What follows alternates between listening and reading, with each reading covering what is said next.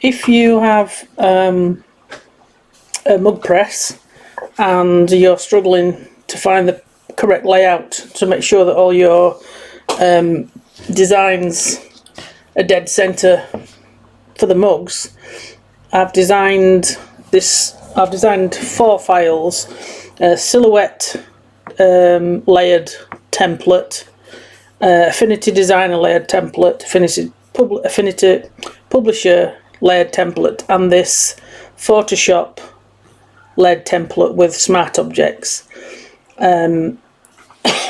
If you have used smart objects before, you'll know how this works. But basically, we've got our full A4 sheet, and there's 3 zones for your images, and the images are exactly the right size for a 10 and 11 ounce mugs.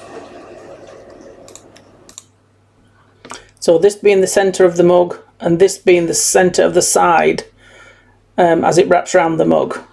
So basically, what we've got here is this layer will turn off the grids, and then these 3 are where you add your images. So the top one, obviously top section, middle for the middle, and bottom for there. So all we do to add our images is double click, and it opens up the correct size for your template. So I'm just going to drag and drop some images in. If your images are a little bit different size, you can enlarge it to fit, or you can go with the smaller band that gives you a little white rim top and bottom. So once we've got the image on, just click the OK to place that image within the section.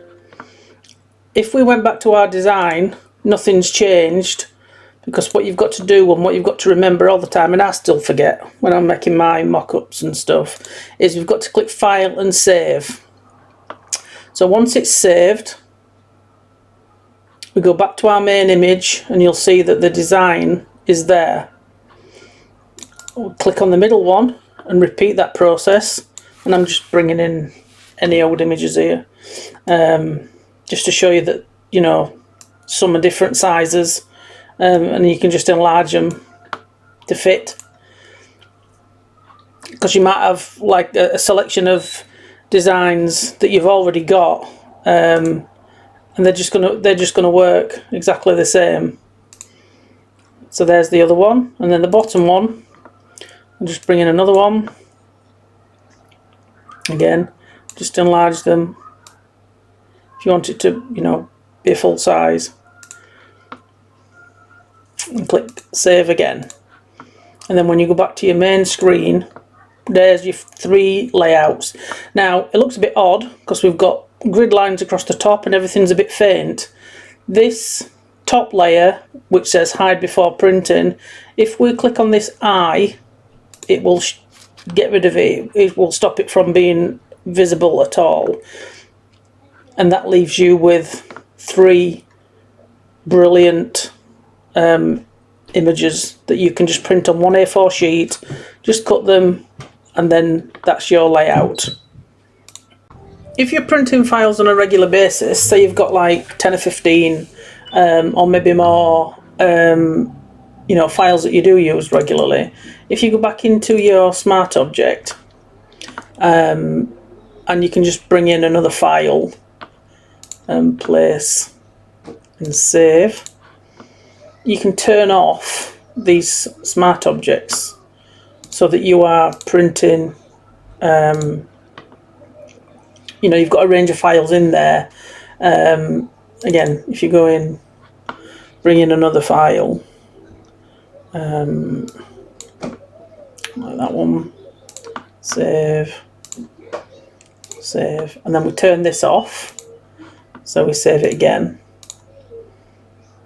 you come back out and you've got your files. So, you know, you can build up quite a selection of files here, and all you do is just turn them off. So you turn them off, click save, oops, and there'll be nothing in this one. Oh wait a minute, yeah, nothing in it. Got to save some. There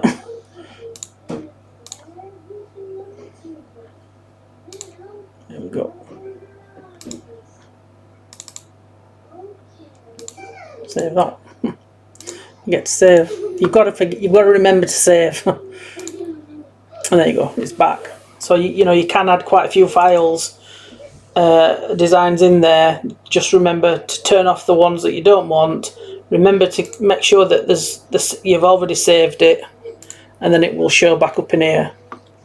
But this is the layout file that I've designed to hopefully make everybody's printing a little bit better, and you're not just printing one sheet, one design that way up on the middle of a sheet with a lot of waste. So hopefully I'll be able to get some videos on for the Affinity Publisher and Designer, as well as the Silhouette version. They don't use smart objects, but they do use layers, but this is smart object. So link to the Etsy file is in the description.